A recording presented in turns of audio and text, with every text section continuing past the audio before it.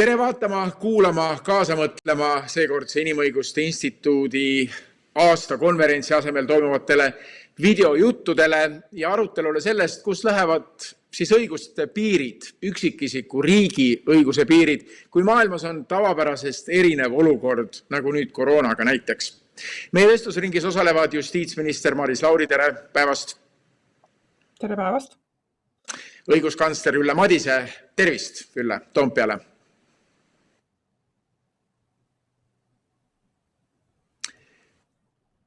Soolise võrdõiguslikkuse ja võrdse kohtlemise volinik Liisa Pakosta, tervist! Tere päevast! Ja rahvusvahelise õiguse professor Lauri Märksoo.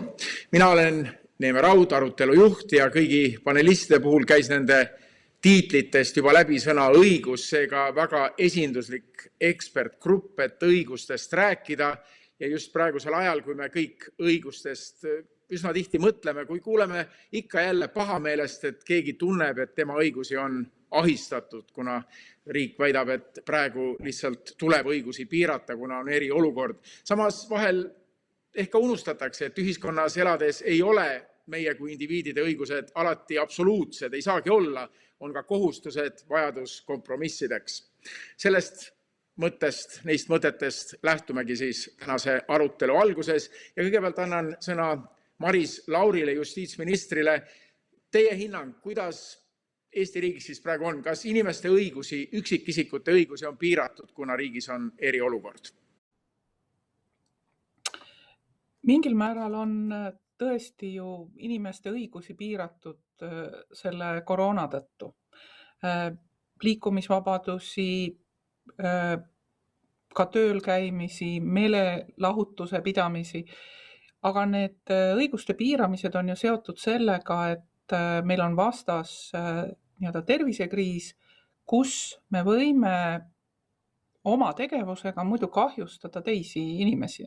Et tegelikult on ju inimõigustega, kõikide õigustega nii, et need samad õigused kehtivad ka teistele inimestele ja kui meie tegevus ohustab teiste inimeste heaolu, siis kuskil peavad need piirid omavahel kokku saama või me peame need piirid paigale panema, et kus on minu õigused ja kus on teise inimese õigused.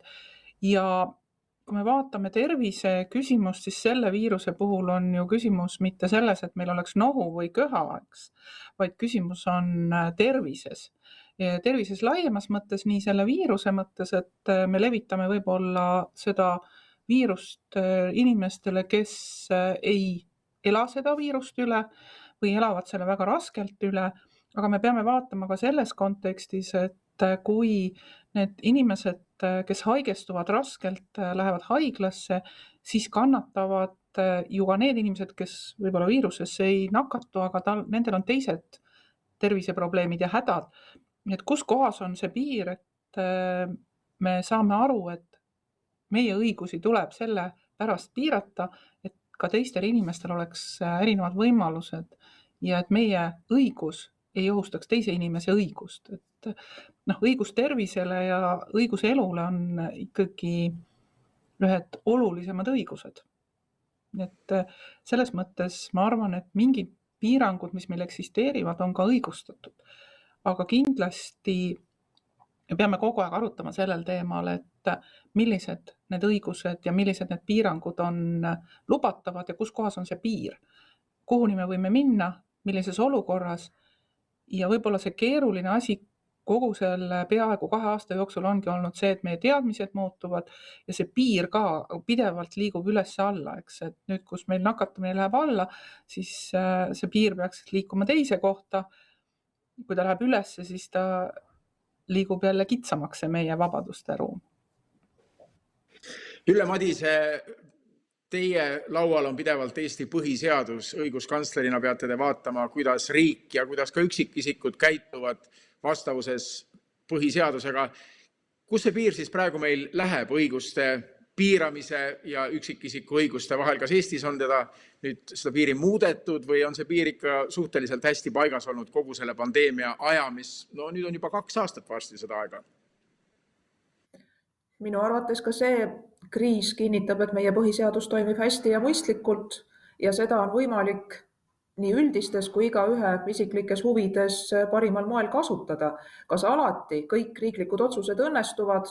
Tõenäoliselt sellele seisukohale üheski demokraatlikus õigusriigis asuda ei saa, sest inimene on lihtsalt ekslik ja täpselt nii, nagu justiitsminister ka ütles, et kui kõneleme sellest pandeemiast, siis teadmised on muutunud ja tihtipeale tagantjärele tarkus, nagu ikka, on see kõige kõrgem täppisteadus.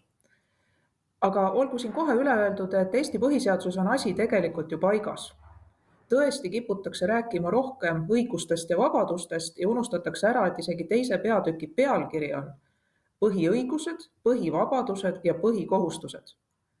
Ehk siis vabadusele vastab alati vastutus ja muide vastutus on õiglane üksnes siis, kui inimesel on olnud vabadus teha erinevaid valikuid. Kui talle on ette antud üks rööpapaar ja seda mööda tuleb nagu vagun sõita, siis mis vastutusest saame me seal rääkida.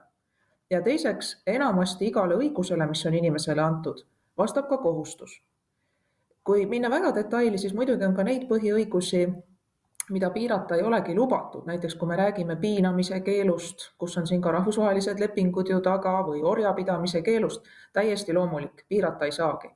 Aga kui me räägime näiteks ettevõtlusvabadusest või õigusest saada osa kultuurisündmustest, meelelahutusest, siis nii on see kogu aeg olnud ja nii on ka praegu. Et kui näiteks esimeses laines ja ka osalt teises laines, kus meil ei olnud vaktsiinid veel kättesaadavad ja need inimesed, kes eriti peaksid kartma nakatumist ehk siis tõsiste kõrvaltoimetega või kõrvalhaigustega eakamad inimesed, et nendel on olnud võimalik ennast kaitsta ja väga-väga palju ka teisi inimesi, kellel võib-olla otseselt see risk nii tohutult kõrge ei ole, et ka nemad on otsustanud ennast raskelt haigestumise eest kaitsta vaktsineerimisega, et nüüd on see peamine eesmärk tervishoiusüsteemi toimepidevuse kaitse. Ja loomulikult selleks, et haiglad suudaksid ülekoormuseta aidata kõiki, nii neid, kes vajavad plaanilist ravi, kui neid, kes satuvad näiteks infarktiga või liiklusõnnetuse tulemusel haiglasse, et ka nendel oleks abi tagatud ja seda ilma ebainimliku ülekoormuseta arstidel ja õdedel, et siis loomulikult on võimalik koroonahaigusega haiglasse sattumise vähendamiseks ja vältimiseks piiranguid seada. Kas üks või teine piirang on olnud proportsionaalne praeguses süsteemis, otsustab kohus. Aga tõepoolest, Eesti põhiseadus ei takista legitiimsel eesmärgil proportsionaalsete piirangute seadmist ega ka juba kehtestatud õiguspäraste piirangute tegelikku elluviimist, et ükski rikkuja ei saaks konkurentsieelist. Liisa Pakosta, teie oma töös otsitegi seda tasakaalu, et kõigil oleks ühiskonnas võrdsed õigused. Kuidas teile praegune meie ühiskonna õiguste reguleerituse pilt paistab? Ma olen täiesti nõus kahe eelpool kõnelejaga ja lisaksin siia juurde vaid selle, et tõepoolest selleks, et inimestel oleksid võrdsed võimalused nende võrdsete õiguste ja kohustuste taustal, mida saab Eesti riik paremini teha ja mida on ka palju õpitud praegu paremini tegema, on see, et me kõiki otsuseid tehes peame silmas ka neid inimesi, neid inimrühmasid, kes on ühel või teisel põhjusel kas väikesed, raskemas olukorras, kuskil ühiskonna ääremaadel. Toon ühe näite sellest, et mis on vast üldarusaadav.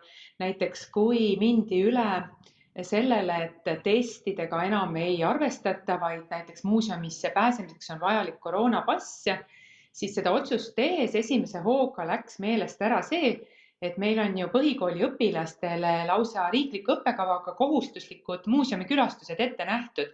Et põhikoolis käimine on kohustus, põhikooli õppekava täitmine on kohustus, need muuseumikülastused on kohustuslikud ja need, kes on just saanud 12-aastaseks, nendel polegi võimalik olnud ju seda vaktsineerimispassi endale kuidagi hankida, sest neil ei ole lubatud neid vaktsineerimissüste teha. Ja kui siis kiiresti hakkasid tulema need kaebused, et tõepoolest reaalselt koolielus need väga kitsas vanuserühmas lapsed jäidki ju ilma ette nähtud haridusest, ilma et nad oleks kuidagi ise selles süüdi või kuidagi ise saaksid seda mõjutada, siis muudeti see kiiresti ära. Et nagu Ülle Madise väga õigesti ütles, et inimesed on ekslikud ja loomulikult otsustades võib selliseid asju juhtuda, aga kindlasti on oluline, et mis tahes otsuseid tehes mõeldakse detailselt läbi, et ükski elanikkonna grupp, et ükski inimene ei jääks kõrvale mingitest hüvedest või õigustest niimoodi, et ta ise kuidagi seda mõjutada ei saa. Et jällegi, nagu Ülle Madise ütles, et inimene ei tohi sattuda sellisesse olukorda, et tal on ainult üks rööpapaar ees ja ta kuskile mujale minna ei saa. Et see on võib-olla see põhimõte. Ja siinkohal ka tasub ju meeles pidada seda, et mis tahes kriisis kõik need ebavõrdsused, mis ühiskonnas juba on, need kumuleeruvad, need kasvavad.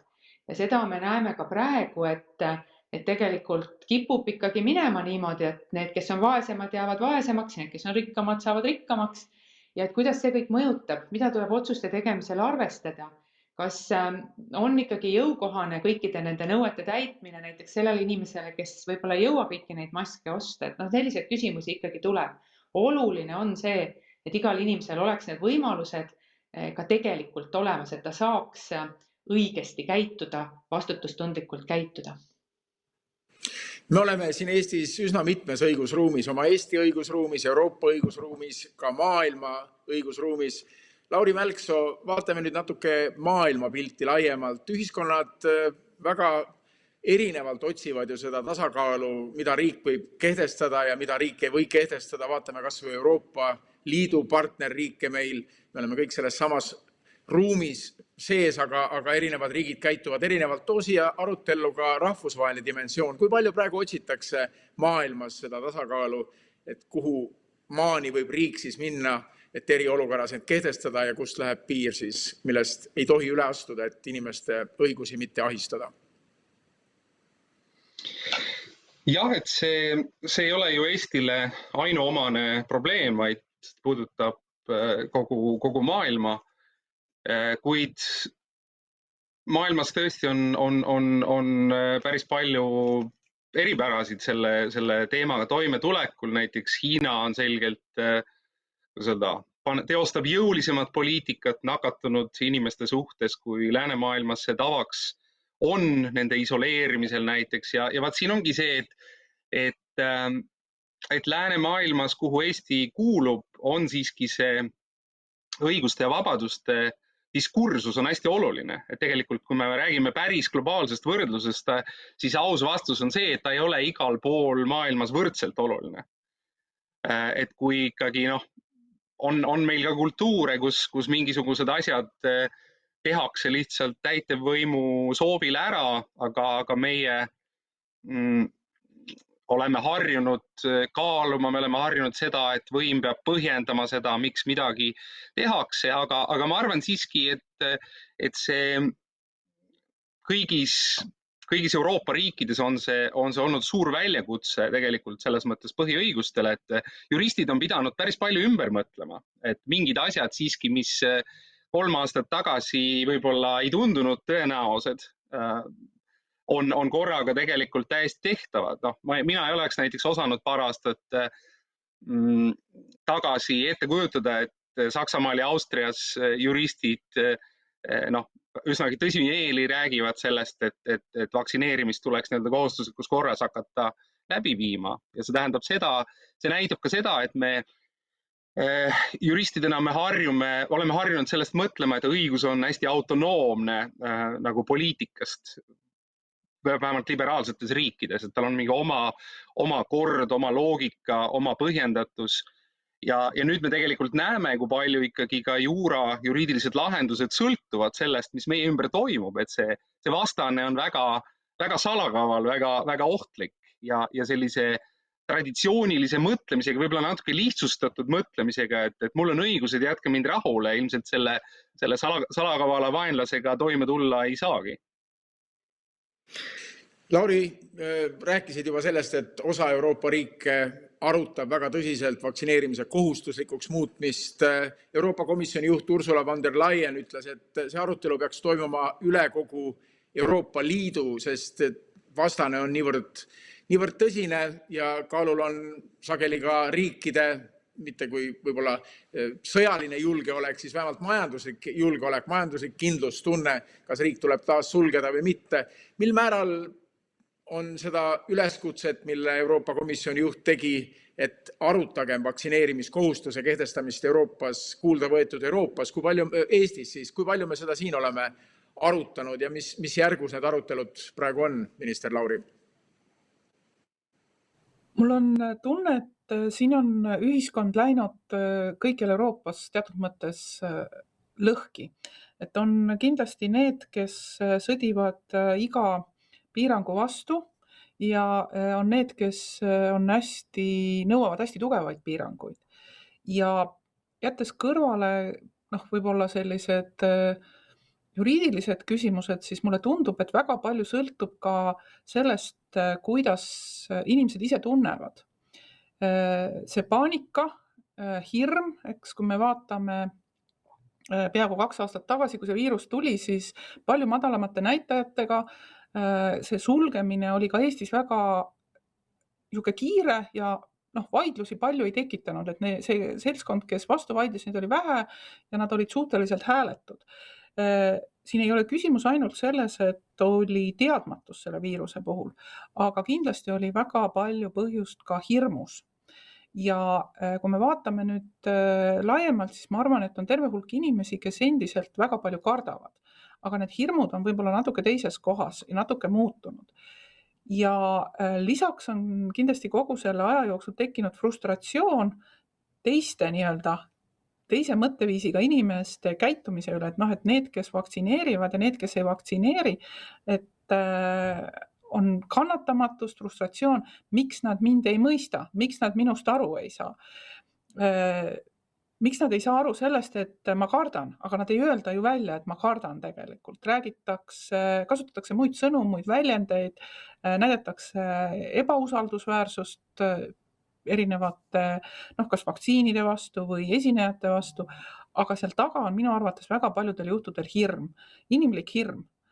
Ja see on läinud sellisesse staadiumisse, ma arvan, kõikides ühiskondades, et enam ei kuulata üksteist, et selle sõnumi kohale viimine on muutunud äärmiselt keeruliseks, et miks me ühte asja teeme või miks me ei tee. Ja teine asi võib-olla on ka see, et inimestele meeldivad sellised lahendused, kus on grupp inimesi, kelle meeldib, kus on üks lahendus, et see ongi see üks rada, et tee seda. Sest vabaduse juurde käivad kohustused, aga üks kohustus on see, et vabadus tähendab seda, et sa pead tegema otsuseid. Ja kui sa teed otsuse, siis sa sellest vastutad. Ja see hirmutab.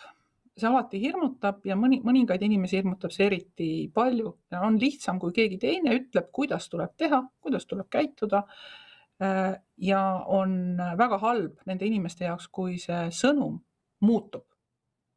Et ma nüüd tõin kohe mitu sellist aspekti siia juurde, mis minu arvates on see, mis meil selle peaaegu 2 aasta jooksul on ühiskondades toimunud. Et ebakindlus, asjade muutumine ja soov vältida otsuste või valikute tegemist, et järsku ma eksin. Et see on see kartus tegelikult, see lõpus taandubki kõik hirmu juurde. Ka nende puhul, kes võitlevad nii-öelda oma vabaduse eest ja oma õiguste eest, eks teiste arvelt midagi teha, nendel on ka sees hirm. Nad on sattunud segadusse.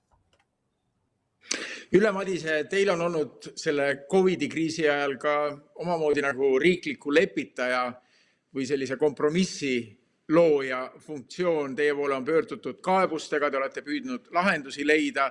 Ja kui mõelda nüüd seda, et see COVID-i situatsioon, mis on meie jaoks üsna esmakordne meie eluajal, võib asenduda veelgi tõsisemate kriisidega. Meie piirkonnas on siin ka julgeolekuohud nähtavad, kui riik hakkab mobiliseerima, riik hakkab end tõsisemalt kehtestama, sest kaalul on ülim riigi enda püsima jäämine ja julgeolek. Kus siis lepitust otsida? Milliseid õppetunde me siit praegusest situatsioonist võime kaasa võtta? Ütleme sellisesse väga äärmuslikku olukorda. Meie oma julgeolekueksperdid ütlevad, et sellised väga äärmuslikud situatsioonid ei ole sugugi välistatud. Me peaksime neile ka mõtlema juba nüüd. See on suurepärane küsimuse asetus ja väga hea, et ka riigi kaitse ja julgeolek siin jutuks tuli, sest paraku ongi nii, et kui inimene tunneb, et tema riik temast ei hooli, teeb talle mis tahes viisil liiga, ja ei suuda seletada, miks see oli vajalik või kui see ei olnudki vajalik, ei suuda vabandada ega siis kahju heastada, siis seda näeb ka siit õiguskantsleri ametist küll, kus inimesed selle peale päris tõsiselt ütlevad, et ma ei saa täpselt aru, et kui minu riik minust ei hooli, miks mina pean sellest riigist hoolima ja miks ma peaks kas või näiteks kevadel minema Okkale. Miks? Ja sellise küsimuse tekkimine on inimlik, et muidugi tuleb siis püüda tõesti lepitada ja ka meie püüame seda teha ja kui ametnikud on teinud inimesele liiga, et siis ka viia asi selleni, et viga parandatakse ja mõnikord ka vabandatakse. Ja mul on väga hea meel öelda, et head kolleegid on nii tublid, et see on ka teinekord õnnestunud, aga tõesti täiesti õige tähelepanek, et kui me siin maanurgas tegelikult sellel väga-väga väärtuslikul maalapil elame, kus meil on tohutu merepiir, me oleme klimaatiliselt asukohas, mis muutub iga aastaga üha väärtuslikumaks, üha ihaldatavamaks väga paljudele teistele ja lisaks siis kõik need geopoliitilised küsimused, mida professor Mälksoo oskab väga hästi kirjeldada, et siis siin on see, et meie inimesed ise tahavad siin Eestis olla, et Eesti oleks Eesti, et see on meie ainukene kodumaa ja nende jaoks ka, kes on ära läinud ja võib-olla tahaks tagasi tulla nii praegustele põlvedele kui tulevastele põlvedele, et võt siis me ei tohi mitte ühelgi inimesel asja eest teist taga lasta hammasrataste vahele jääda. Me peame võtma kannatlikult selle aja, et ka teda ära kuulata, jätta temale ka väärikus ja isiksusena enese tundmine alles. Nii et tõesti, see on ka riigikaitseliselt täiesti oluline ja selle õppetunni võiks kaasa võtta küll, et ma ka isiklikult täiesti mõistan, kui keeruline on vaielda inimestega, kes ei hooli faktidest ega teadusest ja vahel ei suuda ka märgata teise inimese kannatusi enda kõrval. Aga ma ütlen, head sõbrad, kõik, kes me oleme keskealised, jõudu täis ja eriti kui me oleme riigi palgal või ajakirjanikud, et siis tuleb meil see töö ära teha.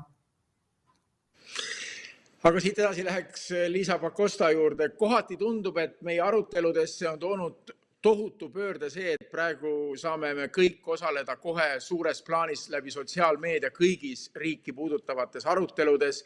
Ja kohati tundub, et sotsiaalmeedias jääb kõlama ikka see kõige valjem, kõige kriitilisem sõnum, et need arutelud on nihkunud kuskile äärmustesse, et keskteed ei võetagi kuulda, eriti kui räägitakse võrdõiguslikkusest, räägitakse alati ju sellest, et kellegi õigusi võetakse ära, keegi on ahistatud, tal on kõige kõvem hääl tavaliselt, sel kellel on probleem ja see kesktee on kuidagi ära ununenud, et kuidas me ikkagi saaksime selles sotsiaalmeedia maailmas tagasi siia keskteele, et ratsionaalselt ühiskonnana edasi liikuda. See teema on praegu arutluseks paljudes riikides, muuhulgas Ameerika Ühendriikides, kus on tekkinud poliitiliselt kaks äärmuspoolt, kes omavahel kisklevad ja ongi praegu küsimus, et kuidas tagasi tulla keskteele praegusel ajastul, kus igal ühel on hetkega võimalik suurtes aruteludes kaasa rääkida ja oma arvamust teatavaks teha. No ma arvan, kõige olulisemat asja nimetas minister Lauri ära, et tõesti hirm muudab meid sageli ebaratsionaalseks ja paneb tegema asju, mida me ilma hirmuta võib-olla ei teeks. Ja professor Mälksoo inspireeris kultuuriliste erinevuste esile toomisega, et ma räägin siis selle hirmu või pinge maandamiseks ühe anekdoodi, mille ma oma lapselt just kuulsin, et ühe sama arsti juurde satuvad vaktsineerima ameeriklane, inglane, sakslane ja eestlane. Ükski nendest vaktsineerida ei taha. Ja arst ütleb siis ameeriklasele, et kuule, et aga kõik su naabrid on vaktsineeritud, mille peale ameeriklane ütleb, et okei, vaktsineerige mind siis ka. Britile ütleb seesama arst, et kuule, džentelmenid ju vaktsineerivad. No okei, vaktsineerige mind siis ka. Sakslasele ütleb arst, et aga üldiselt see on ikkagi käsk meil siin, et tuleb vaktsineerida. No sakslane siis on ka lõpuks nõus selle vaktsineerimisega, aga eestlane ikka kuidagi ei ole nõus ja siis see on poliitiliselt ebakorrektne anekdoot, ma vabandan. Et eestlane ikkagi kuidagi ei ole nõus selle vaktsineerimisega ja siis arst lööb käega ja ütleb, õigus jah, et te olete eestlane, et teil ju ei olegi õigust vaktsineerimisele. Et võib-olla sellist, mina ei ole meedia asjatundja, ma ei ole ka sotsiaalmeedia asjatundja, aga see, mida Ülle Madisega nimetas, et ükski inimene ei tohi tunda seda, et tema on kuidagi kõrvale jäetud, et see on see, mida riigiametnikud tõesti saavad teha. Ma olen ka ise püüdnud sotsiaalmeedias kenasti selgitada neid erinevaid võimalusi, mis inimestel on, et neil ei tekiks, inimestel, kes on mures, et ei tekiks seda tunnet, et nüüd ongi ainult üks valik, et tegelikult ju niimoodi ei ole.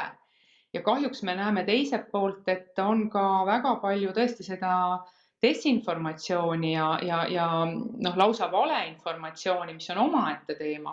Ja siis oleme me kõik ikkagi selle pilguga Eestimaad vaatamas, mida Ülle Madise sõnastas, et meil võib olla väga vaja seda õli-kõla kõrval tunnet, vaatamata sellele, et me arvame erinevalt näiteks vaktsineerimisest, et me arvame erinevalt samasoolistest paaridest, et me arvame erinevalt sellest, mis värvi peaksid olema Nõmme linnaosas tänavasildid, kas pruunid või rohelised ja nii edasi, et meil on palju eriarvamusi ja see on normaalne, see on loomulik, aga mingil hetkel võib vaja minna seda, et me oleme kõik õlg-õla kõrval väljas ja ühise asja eest väljas, et me seda nagu ära ei kaotaks, et selles on minu arust põhiküsimus.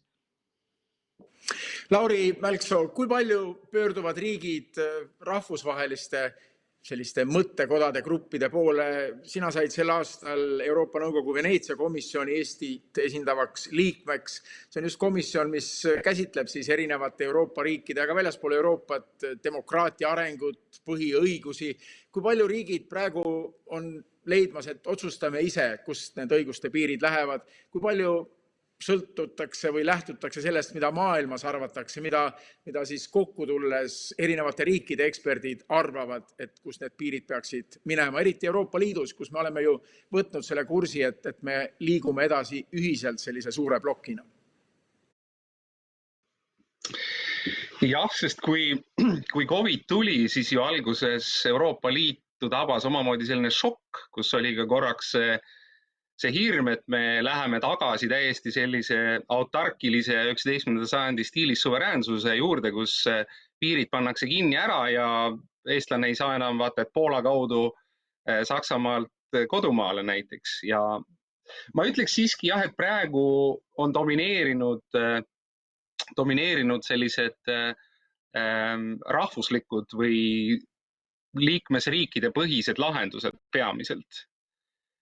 Selles mõttes, et ei ole minu arvates veel kristalliseerunud sellist üheselt selget ideed, kuidas siis näiteks seesama COVID inimõigusi muudab või kuidas selles uues valguses peaks asju tõlgendama ja seni, kuni ta ei kristalliseeru, siis ei teki ka seda survet, ütleme niimoodi selliste tugevamate riikide poolt, kus on ka rohkem, ma ei tea, teadlasi, mõttekodasid, intellektuaalset võimu, ütleme niimoodi, seda mingil määral, ma ei tea, peale suruda. Et näiteks kui 90ndate alguses keegi võis Eestis veel arvata, et nüüd riik peaks hakkama võib-olla erasfääris reguleerima seda, mis keelt keegi räägib, ma ei tea, kodus või tänaval, siis Euroopast öeldi väga selgelt, et seda te teha ei saa, see ei lähe kokku euroopaliku inimõigusmõistega, aga mulle tundub, et tänaseks sellist ideed, mida kindlasti teha ei tohi, ei ole väga selgelt kristalliseerunud, millega siis need rahvusvahelised organid nüüd niimoodi ringi käiks ja kõik ikkagi alles, kuidas öelda, ujuvad selle jõevooluga kaasa ja vaatavad, et mis seal järgmise käänaku taga meid ees ootab, saades aru, et ikkagi kõige tähtsam selle kõige juures on meie ellujäämine indiviidide ja rahvastena. Aga vaatame nüüd tänasel inimõiguste arutelul konkreetselt üksikisiku õigusi ja kohustusi lähemalt siin Eestis. Rääkides kolleegidega ja ekspertidega Skandinaaviast, kus vaktsineerimisnäitajad on suhteliselt kõrged, öeldakse, et inimesed usaldavad oma riiki, nad ei rõhuta, et nad on indiviidid, kellel on õigused ja riik peab nende õigusi austama ja järgima, vaid pigem nad vaatavad ikkagi kollektiivi, kus elatakse ühiskonda tervikuna. Siin Eestis on räägitud, et võib-olla selles kriisis praegu on tulnud välja eestlase selline tegelik pale, et me olemegi sellised ekstreemsed individualistid, kes ei tahagi seda ühist nii palju rõhutada, vaid igaüks oma asja eest välja, et see ongi meie rahvuslik omapära. Räägime sellest ka natuke, see on päris huvitav ja päris selline kriuksuga teema, provotseeriv teema. Maris Lauri, mida te arvate? Kas eestlased, see ongi meie eestlaste omapära, et me tahame kritiseerida, me oleme sellised mina enda õiguste eest väljas, mitte mina oma riigi ja ühiskonna õiguste eest väljas? Jah, mingis mõttes me vist oleme rohkem individualistlikud kui väga paljud teised rahvad või teistes riikides inimesed on, ka meie naabruses olevates riikides. Samas, kui me võtame näiteks ajalukku tagasi, siis külaühiskond, seal indiviidi vabadused olid ikkagi ühiskondliku arvamuse või kogukonna arvamusega ikka väga kõvasti ohjatud. Ma ei tea täpselt, et kas siis selline toimunud vabanemine, mis toimus meil tegelikult ka rahvana kujunemise käigus, et kas see andis meile siis seda individualismi rohkem juurde. Aga mulle meeldib alati mõelda sellele, et ühele juhtumile minu lapsepõlves, kus ma sattusin lugema umbes 20. 30. välja antud kodanikuõpetuse õpikut, mis algas sellega, kus tehti selgeks, et ükski isik, ükski inimene ei saa hakkama ilma teiste inimesteta. Et isegi kui me oleme üksinda metsas, siis me kasutame oskusi ja teadmisi, mida me oleme saanud teiste inimeste käest. Ja mulle tundub, et mingite protsesside käigus oleme me unustanud ära teised inimesed meie kõrval. Et selle just nimelt, et kui me midagi teeme, siis me kasutame teiste inimeste ressurssi või teadmisi, oskusi, kogemusi, aga me peame midagi ka vastu andma, et ei saa olla nii, et me ainult võtame. Et ühiskond seisab ikkagi koos selles, et me anname ja me võtame. Ja võib-olla iga indiviidi tasemel ei ole see nii-öelda balanssis või tasakaalus, aga ta peaks olema selle tasakaalu lähedal, kui me midagi anname teistele ja midagi vastu võtame. Nii et, ja see on ka laiemalt, hakkame perekonnast pihta, kogukonnast ja terve ühiskonna mõttes, et mida me anname, mida me võtame, et me ainult ei võtaks. Võib-olla ka see 90. iseseisvumise protsess, kus tekkis see vabanemine võib-olla sellest Nõukogude süsteemist, kus kõik pidid olema väga kollektivistlikud ja kus indiviid oli maha surutud, siis see nagu plahvatas, see individualism ja nüüd me ilmselt ühiskonnana otsime seda tasakaalu, sest meil on tekkinud ju annetused, meil on tekkinud ühingud, mis aitavad nõrgemaid, et me oleme ilmselt selles kasvufaasis, kus osa ühiskonnast on ikka väga tugevalt nagu individualistlik, aga teine osa juba hakkab tasapisi võtma omaks seda, et me oleme ikka alati ühiskonna liikmed ka, kogukonna liikmed. See võtab aega selline kasvamise protsess. Ülle Madise, ma tean, et kõik intervjuud, mis me oleme Toompeal teinud teiega, te alati räägite sellest, et te usute sellesse eestlase sees olevasse headusesse ja soovi koos olla ja koos teha. Teie artikleid ja arvamusavaldusi lugedes ma alati mõtlen selle peale, et te mõtlete ka selle meie rahvuse iseloomule neid kirjutades. Kuidas teie kõrvule kõlab see väide, et eestlane on tegelikult oma sisemas ikkagi ekstremaalne individualist? No see kõlab kohe lausa eriti jõuliselt ja räigelt. Ma ei oska sellega tõesti nõustuda, et võib-olla siis on elu minu suhtes nii armuline olnud, et on mind viinud kokku väga paljude väga erinevate inimestega ja minu arvates on need inimesed head, igaüks omamoodi. Ja kui on vaja kedagi abistada, siis minu arvates abistatakse, et ma ei ole märganud, et niisugune päris selge hoolimatus oleks eestlase mingi põhiolemuslik joon, et minu meelest ei ole. Ja ma pigem arvan, et eestlane on samasugune põhjamaalane nagu soomlased ja rootslased ja norrakad näiteks, et eks siin ongi väga suur erinevus. Maris Lauri ütles palju olulist juba ära, aga lihtsalt kui vaadata minevikku, vaadata meie loodusolusid, muide üsna sarnaselt tunnetatakse elu minu arusaamiste kohaselt ka Ameerika Ühendriikide nendes osariikides ja piirkondades, kus asustus on hõre, kliima on tegelikult raske, et ühtepidi sa tead, et sa ilma teisteta ei saa, aga teiselt poolt sa tead, et sul on järgmised areni juppmaad minna. Ja pered on ka reeglina ju suhteliselt väikesed ja hajali, nii et ma arvan, et päris palju dikteerib hoiakuid ja ka seda põhiseaduse alusväärtuste komplekti just see, et see on põhjamaine maa, kus rahvastiku tihedus on väike, et me saame endale lubada elada teistmoodi, kui elatakse näiteks Singapuris pead ja jalad koos või mõnes muus Aasia riigis.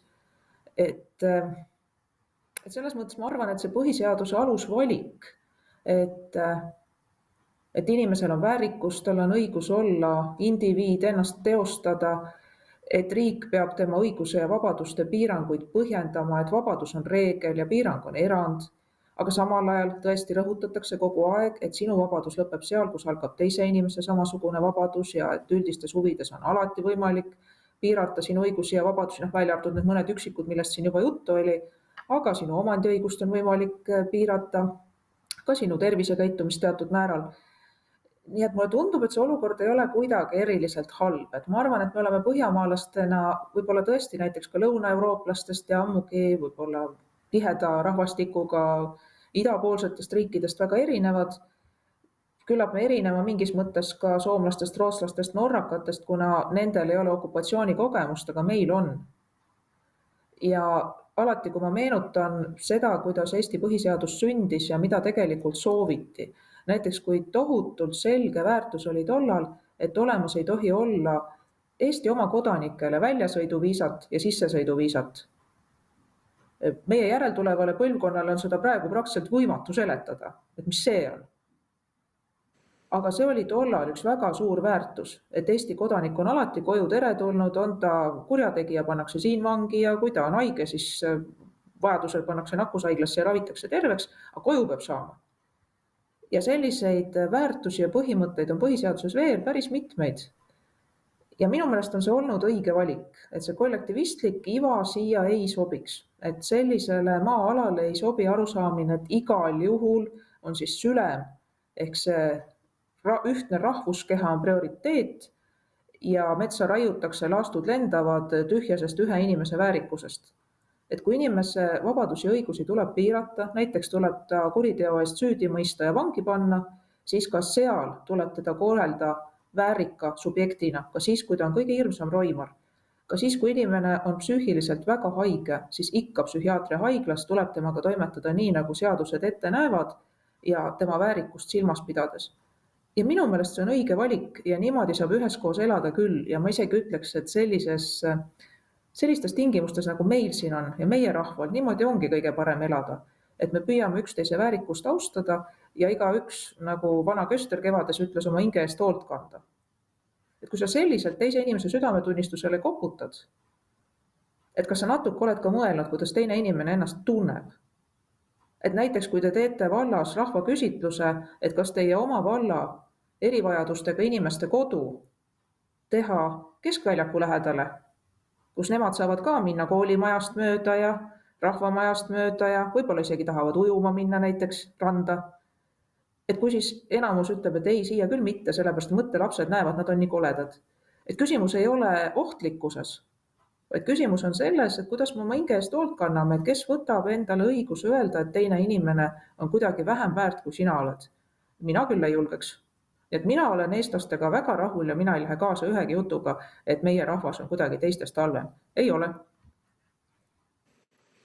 Nii, aga siit läheme järgmise märksõna juurde, milleks on tolerantsus. Meil Eestis on ju ka ikkagi teisest rahvusest inimesi, ei ole ainult eestlased, ka maailma kriiside korral oleme me olukorras, kus me peame oma inimlikkust näitama ja siia ka enda juurde lubama põgenikke teistest rahvustest. Liisa Pakosta, teie tegelete pidevalt ka tolerantsuse teemaga. Kui me nüüd vaatame seda Eesti iseseisvumise 30 aastat, ma olen siin mitme eksperdiga rääkinud sel teemal, nad ütlevad, et eestlased on muutunud tegelikult oma olemuselt tolerantsemaks, mis tähendab, et seda ekstreemset individualismi, millest me siin tõukusime hetk tagasi, on hakatud nagu kuidagi maha lihvima endalt. Kuidas teile tundub? No ma kõigepealt alustuseks ütlen, et ma ka absoluutselt ei nõustu sellise kriitikaga Eesti rahva aadressil, et me nüüd kuidagi mingid ekstremistid või ekstremaalsed individualistid oleksime. Et see sama imeilus põhiseadus on ju tegelikult vastu võetud Eesti rahvahääletusel, ehk rahvas on selle poolt hääletanud, nad ei ole hääletanud mitte millegi ekstreemse poolt. Ja kui me läheme ka ajaloos tagasi, siis on ju lausa uuritud nii meie rahvalaule kui ka muud kombestikku ja kõike seda, et tõepoolest sellel maalapil siin on olnud ühtepidi au sees iga inimese isiklik väärikus, mis on näiteks ju Lääne-Euroopast tulnud saksa pastoritele on olnud ju väga üllatav, et kuidas Eesti pärisorjast talupojad praktiliselt lähevad, annavad ju mõisniku kohtusse kas või, ma ei tea, seksuaalse ahistamisega katse korral, eks ole. Et kõik sellised õigusteadlikkused, väga kaasaegsed õigusteadlikkused juba vanast minevikust, üksteisega arvestamised, aga ka oma enda väärikusest lugupidamine, jah, see võib-olla küll, aga mitte, et me kuskil ekstreemsuses oleksime. Nüüd uuringud näitavad tõepoolest seda, et on üksikud küsimused, kus inimesed harjuvad uute mõtetega. Et seda võib nimetada sallivuseks ja seda nimetatakse sageli sallivuseks, aga teisest küljest ärme unustame seda, et samade mõtetega on harjumine aega võtnud ka teistes kultuurides, et tõesti meid lihtsalt eristab see okupatsiooniperiood, kus meile suruti peale või üritati peale suruda hoopis teistsuguseid väärtuseid ja kõige sellega kohanemine võib-olla võtabki aega.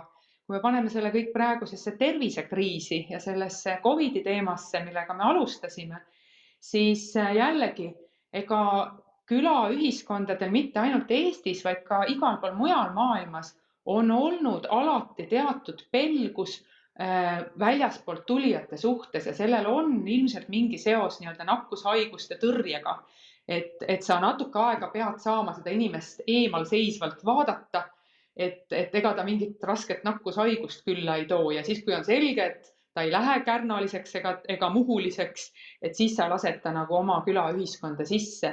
Et see niisugune tervisekaitse testib ka täna ju tegelikult neid sallivuse piire, aga siin ma ikkagi tahaks meelde tuletada, et meil ongi põhiõigused põhiseadusesse kirja pandud just sellisteks kriisiolukordadeks, et võib-olla igapäevases argielus meil ei lähe neid nii palju vaja, aga selleks, et me saaksime inimväärikalt üksteise kõrval elada, õlg õla kõrval olla, on neid põhiseaduslikke väärtusi, võrdsuspõhiõigust ja kõike seda tarvis eriti just kriisisituatsioonides nagu praegu. Tahaksin siia öelda Liisa Pakostaga vahel märkusena, et tegelikult ei olegi kriitikat eestlase arvel. Me toome sellised terminid, ekstremaalne eestlane ja nii edasi arutelu seepärast, et lihtsalt arutada, et natuke vestlust õhutada ja siis saada kuulda arvamusi ja vastuseid, mida me saame siin avaldada. Aga Lauri, rääkides nüüd rahvusvahelist aspektist, Liisa just märkis siin seda, et eestlased ikkagi vaatavad väljaspoolt tulijaid alguses natuke võõrastena ja samuti ka väljaspoolt tulevaid käske. Kui valmis me oleme allutama end rahvusvahelistele reeglitele, normidele, rahvusvahelistele õigustele? Meie poliitikud on varmalt sõlminud leppeid, Eesti on liitunud väga paljude erinevate organisatsioonidega, õigusruumidega, nagu rääkisime. Ja siis tulevad maailmast need manitsused, et te võib-olla järgi kõiki õigusi nii, nagu meie siin kuskil kõrgetes kabinettides arvame. Kui valmis on eestlased olema osaks suurest maailmast? Sõnades küll, aga mõtetes, tegudes.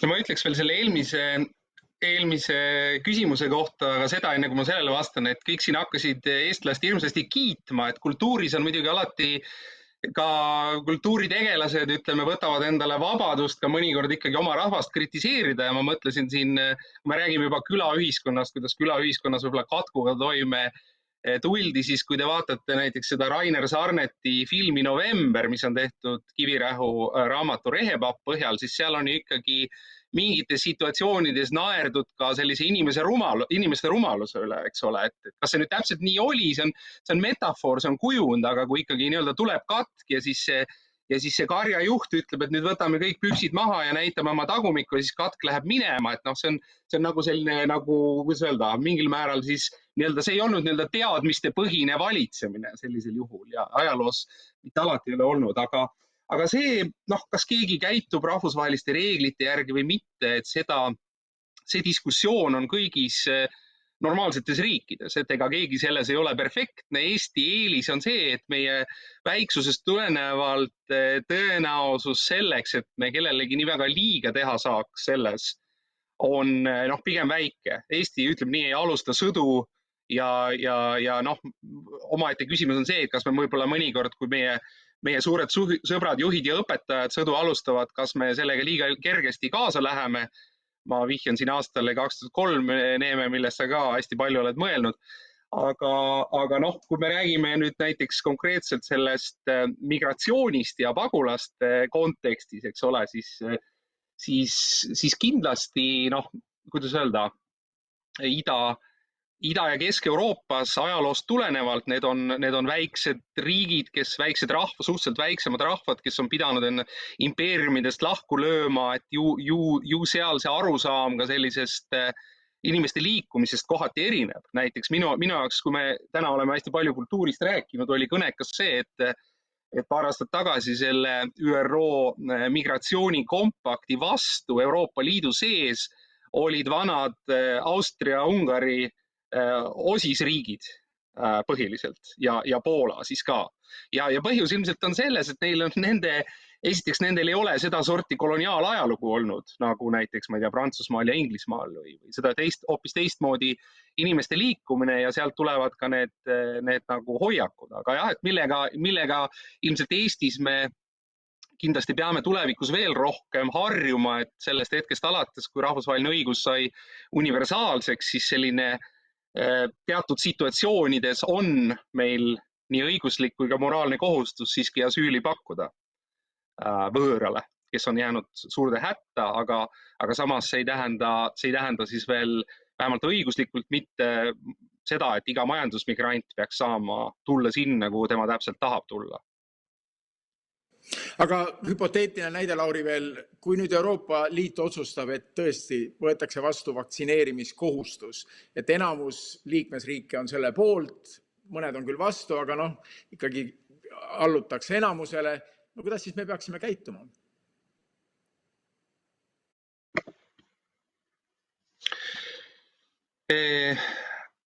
No võib-olla ma sellepärast jäingi elus professoriks, et ma ei tahtnud kõiki neid asju otsustada. Nüüd sa küsid seltskonna ainsa tegevprofessori käest sellist praktiliselt väga olulist küsimust, et kuidas seda lahendada, aga noh, mina arvan, et esiteks selleni siis tuleb ikkagi jõuda mingi sellise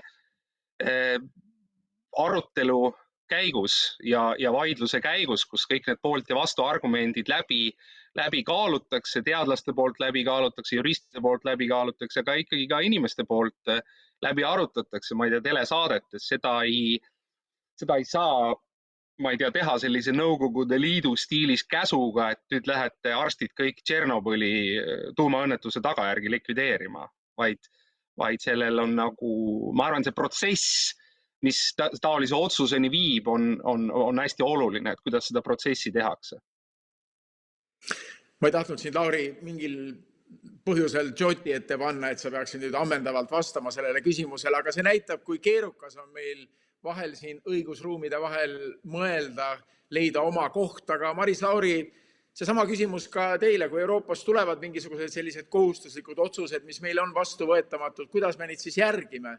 Ja kuna meie arutelu aeg hakkab juba lõppema, siis ka siia otsa teine küsimus, kuidas me siit oma aruteludega nüüd edasi läheme? Me kõik oleme tunnistanud seda, et Eesti ühiskond on polariseerunud oma arvamustes, aga samas, et edasi minna, peame ikkagi seda ühtsust kuidagi taastama. Ma ei tea, kas on vaja taastada või rõhutama, et kuidas edasi?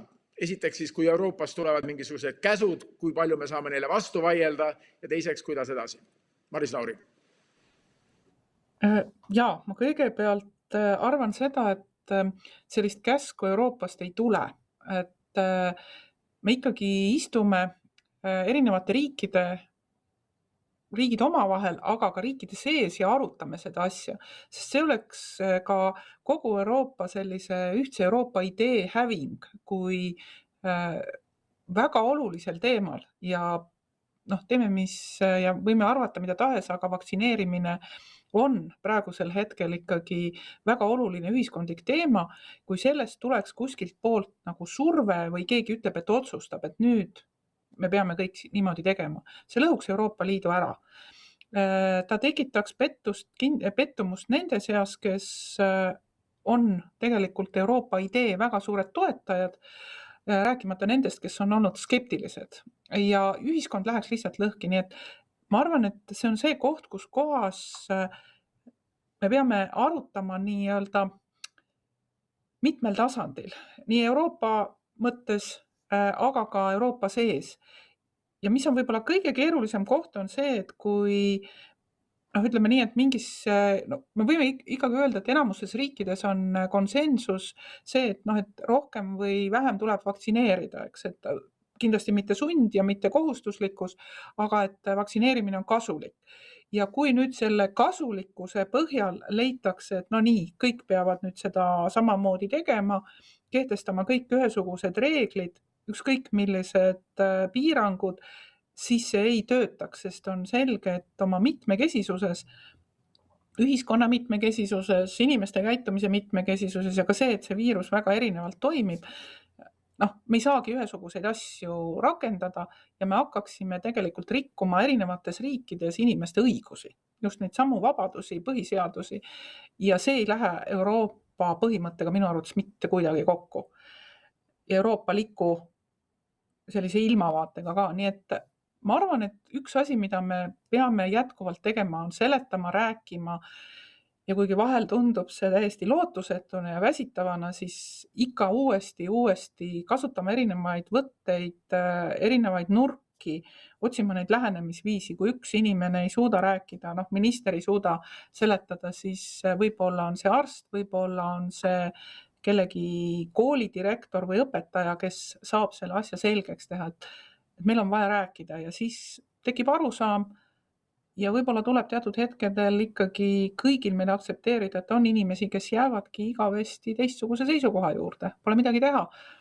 Ja nendel ongi mingisuguses asjas teistsugune seisukoht, et mõnele inimesele meeldib punane värv, mõnele meeldib sinine või roheline ja nii on.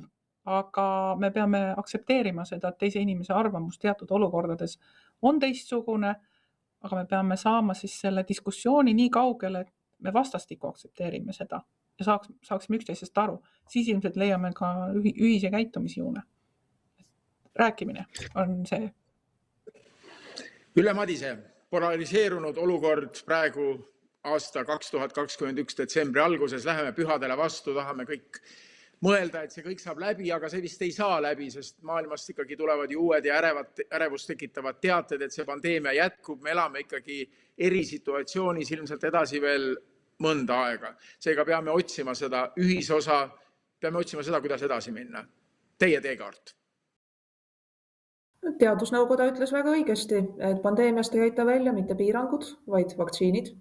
Tõenäoliselt ütles väga õigesti ka Saksa terviseminister Jens Spahn, kes ütles poliitiliselt ebakorrektselt, aga palju korratult, et tulevaks kevadeks, arvestades selle viiruse nakkavust, on kõik inimesed kas selle läbi põdenud, vaktsineeritud või meie seast lahkunud.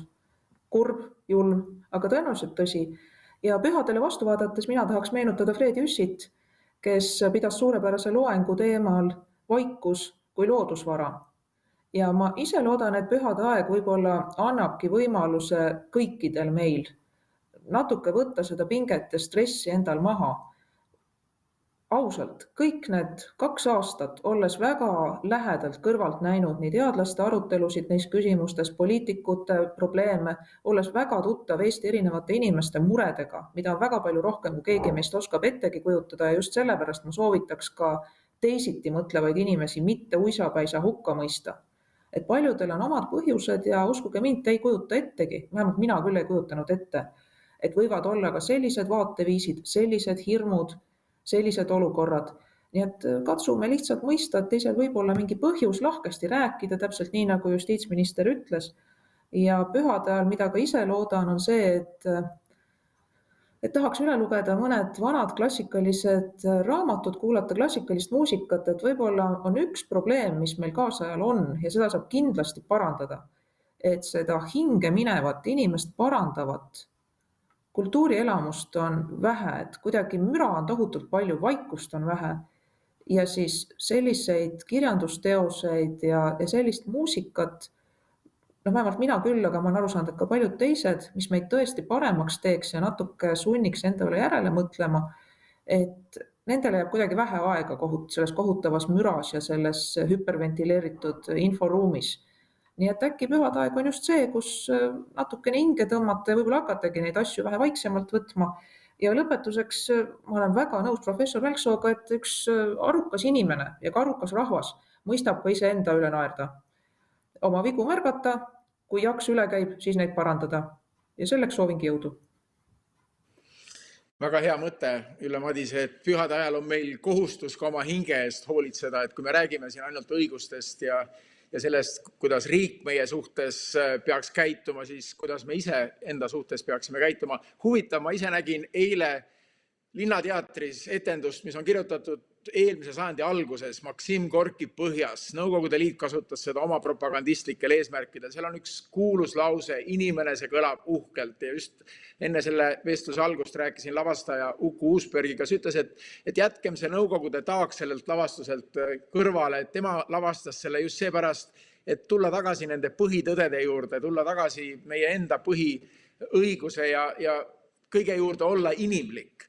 Aga Liisa Pakosta, ma ei saada kedagi nüüd praegu teatrisse, räägime siin arutelul edasi siiski, kuidas siis leida endas seda tasakaalu oma õiguste ja teiste õiguste vahel. No, kui tihti teie töös tuleb ette sedasi, et te lausa pahandate, et no, ei saa olla nii egoistlik, et peate ka teistega arvestama. Jõulude ajal me räägime kõik sellest, et arvestagem. Aga kas arvestame? Mina kindlasti ei pahanda ja isegi ei taha mitte pahandada, sellepärast et tõesti, nagu ka Ülle Madise ütles, et me mõlemad näeme väga palju väga erinevaid inimesi, räägime väga erinevate inimestega ja igal inimesel on seal taga ju mingi oma lugu, mingi oma põhjus, mingi oma emotsioon ja alati tasub ikkagi meeles pidada seda, et meil on veendumusvabaduse kaitse mitte juhuslikult, vaid need inimesed näiteks, kes on ikkagi Nõukogude ajal, Nõukogude okupatsiooni ajal elanud, saavad ju tegelikult aru, miks meil selline veendumuste vabaduse kaitse on meie kogu õigusruumis ja miks ta on niivõrd olulisel kohal, et inimesel on õigus ikkagi sellele oma veendumusele, ka isegi siis, kui see õigus on vaktsiinide suhtes. Ja ma ei tahaks nüüd jätta ka seda muljet, et kuidagi meid ikkagi ähvardaks kohustuslik vaktsineerimine, et koroona ajal ei julge keegi enam midagi öelda, et tuleviku suhtes, aga ma siiski võtan selle julguse kokku ja ütlen, et mina küll väga usun, et meil mitte kunagi Eestis ei tule ei väljaspoolt käsuna ega sisemise otsusena mingit üldrahvalikku kohustuslikku vaktsineerimist või üleüldse ei tule kohustuslikku vaktsineerimist, et see ei ole tegelikult ikkagi meie õigusruumis võimalik. Ja selle poolest me erineme näiteks Nõukogude okupatsiooni ajast, kus tõesti võis sul konvoi olla, eks ole, ukse taga, kes viis su, ma ei tea, kohustuslikule näiteks suguhaiguste, eks ole, läbivaatusele, et see ei ole Eesti Vabariigis sellisel kujul võimalik ja see ei ole ka vajalik. Aga kuidas sellest olukorrast siis välja tulla ilma selle kohustuslikkuse ja kõige selleta, et päris hästi aitab selline paralleelide toomine, et paljud inimesed on ju töötanud näiteks toitlustuses ja kedagi ei lasta restorani isegi praadi ette kandma, kui sa ei ole teinud tervisetõendit, kui sinu kopsud ei ole kontrollitud ja sa ei vasta tervislike nõuete poolest või kedagi ei lasta näiteks õpetajaks, kui sa ei vasta ka teatud tingimustele või piloodiks, lennukipiloodiks. Et kui inimestega koos hakata seda niimoodi arutama, et tegelikult on igal inimesel ju varasemast elust mingi kogemus, kus on seatud mingeid piiranguid just terviseküsimustest lähtuvalt või ta ise on tundnud ennast turvalisemalt, sellepärast et riik on seadnud tema tervise kaitseks mingisuguseid piiranguid ja sealt on võimalik vähemalt jõuda inimväärikale ühisele arusaamisele, et hea küll, meil on erinevad arusaamised vaktsineerimisest, see on väga okei, aga me üldiselt ikkagi saame sellest aru, et mingid piirid inimeste tervise kaitseks, et seda te ju tegelikult kõik ootate riigilt, ootan mina riigilt ja ootab ka see inimene riigilt, kes on vaktsineerimisele hästi vastu. Aga seal kuskil üsna lähedal on ikkagi meil need ühised seisukohad olemas ja oleme siis vähemalt ühte meelt nii pühade ajal kui ka peale pühi selles, milles me oleme ühte meelt, et ärme seda ära unusta, et Rein Taagepera on seda nii kenasti öelnud, et see on täiesti loomulik, et ühiskonnas on erinevad orkestrirühmad ja erinevad arvamused, aga mingil hetkel peame me ikkagi kõik olema valmis koos seda viisi harjutama, kui olukord läheb väga kriitiliseks, et ärme lähme üksteisega tülli, sellepärast et meil on mingi pisikese viiruse suhtes lihtsalt erinev arvamus. Väga ilus mõte, aga lõpuks, Lauri Mälksoo, annaksin sulle võimaluse natuke laiemalt kogu seda arutelu peegeldada. Me räägime täna inimõigustest. Me oleme maailmana jõudnud väga kaugele välja oma kui inimeste siin oleku tuvastamises või läbi mõtestamises. Ja kui me siin omavahel kakleme, siis me unustame nagu ära, et me oleme maailmana ikkagi väga-väga kaugele jõudnud. Pane natuke ajakaardile, sina professorina saad seda ju väga hästi teha. Teema inimõigused, millest me räägime, millest meie vestlus täna lahti läks. Täna on ka Inimõiguste Instituudi arutelu ikkagi lõppude lõpuks. Et ärgem unustagem ära, et me oleme inimestena ikkagi selle inimeseks oleku väga sügavalt läbi mõelnud ja ei ole mõtet siin hakata pusklema mõne sellise väikese teema tõttu väga suurte valgusajastu teemade üle. Jah, võib-olla see viirus on olnud meeldetuletus ka sellest, et me oleme ikkagi jätkuvalt ka osa loodusest. Et see ei ole kuskile ära kadunud, sama idee progressist ja tehnoloogiast ja et me saame, ma ei tea, inimesed reisivad tänapäeval hulgikaupa ja suurtel kiirustel Balis ja Dubais, eks ole, või vähemalt tegid seda enne pandeemiat. See on ühelt poolt nagu selline tsivilisatsiooni õnnistus, aga tegelikult see loodus tuletab ennast meelde ja selles mõttes ju paljud räägivad ka sellest, et see kriis, see tervisekriis, see pandeemiakriis, ta ei ole selles mõttes üksi, et samal ajal me ju arutame ühiskondadena seda, et Eesti inimene näiteks praegu muretseb ka toimetuleku pärast, sellepärast, et missugused on tema elektri- ja küttearved, eks ole.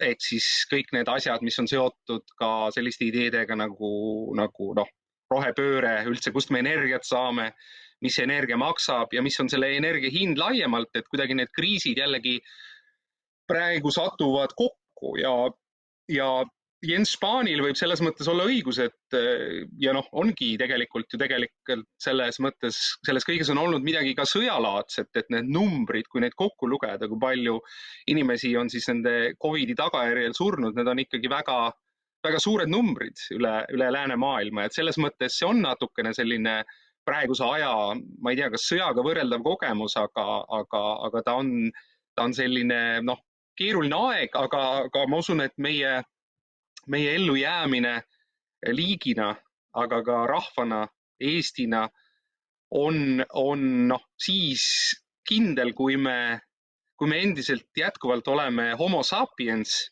kui me, kuidas öelda, üritame ka kriise endi kasuks pöörata, mida me oleme tegelikult läbi ajaloo kogu aeg katsunud teha. Kui ükskord läheb valesti, siis katsuda seda teha uuesti, teistmoodi, õppida sellest veast ja selles mõttes ma loodan, et nende kriiside positiivne külg on see, et kui see ükskord siis jällegi läbi olek on ju ajaloos ajutine, et siis me nagu mingis mõttes tuleme sellest välja kirgastunumatena või targematena ka nende võib-olla iseendi suhtes, et mis on meie väärtused, seesama millest eelkõnelejad rääkisid, näiteks Ülle Madise, et see aja mahavõtmise oskus ja sellise võib-olla üldse teadvustamine, et inimesel on selle kõrval, et ta kogu aeg rabab, ma ei tea, mingite materiaalsete väärtuste nimel ja peab ennast ja peret hoidma, et kuskil on olemas ka hing. Et seda kõike on ka väärtuslik meeles pidada ja mõnes mõttes osad inimesed on pidanud seda pandeemia kogemust enda jaoks ka kirgastavaks. Ja samas tasub ikkagi meenutada, et me inimkonnana oleme ikkagi väga sügavalt ja väga pika ajaloo jooksul läbi mõtestanud selle inimeseks olemise. Muidu me ei räägiks inimõigustest praegu, muidu me räägiksime sellest, et riigid lihtsalt suruvad meid olukorda, kus me peame järgima riigi õigusi, aga me räägime siin ka üksikisiku õigustest. See on tulnud ka ju ikkagi läbi pika arengu, läbi pikkade mõttevahetuste. Lauri, sulle veel kord. Ja kindlasti ja selles mõttes ma ütlen veel kord, et see on minu arvates see on selline reaalne väljakutse inimõigustele, et kuidas reageerida nendele kriisidele niimoodi, et inimõigused jääksid alles ja et neist üle ei sõidetaks. Seda väljakutset ei ole mõtet teha pisemaks, kui ta on, sest on, ütleme, ahvatlusi, vähemalt mõnede riikide, mõnede otsustajate peades, eks ju, minna sellest nii-öelda mööda ja nii, aga ma usun, et millesse ma väga tahaksin uskuda ja loota on see, et lääne tsivilisatsioon eelkõige leiab lahenduse, mis suudab neid väärtusi omavahel ühendada. Me jääme ellu, aga inimõigused jäävad ka ellu. Tund aega arutelu ongi läbi saamas. Aitäh, et olite meiega, aitäh, et mõtlesite kaasa seekordse Inimõiguste Instituudi aastakonverentsi asemel toimuva videoarutelu käigus. Tänasel arutelul osalesid justiitsminister Maris Lauri, õiguskantsler Ülle Madise, soolise võrdõiguslikkuse ja võrdse kohtlemise volinik Liisa Pakosta ja rahvusvahelise õiguse professor Lauri Mälksoo. Mina olen Neeme Raud, peatse kohtumiseni ja mõelgem siis nii oma õigustest, aga samas ka oma kohustustest.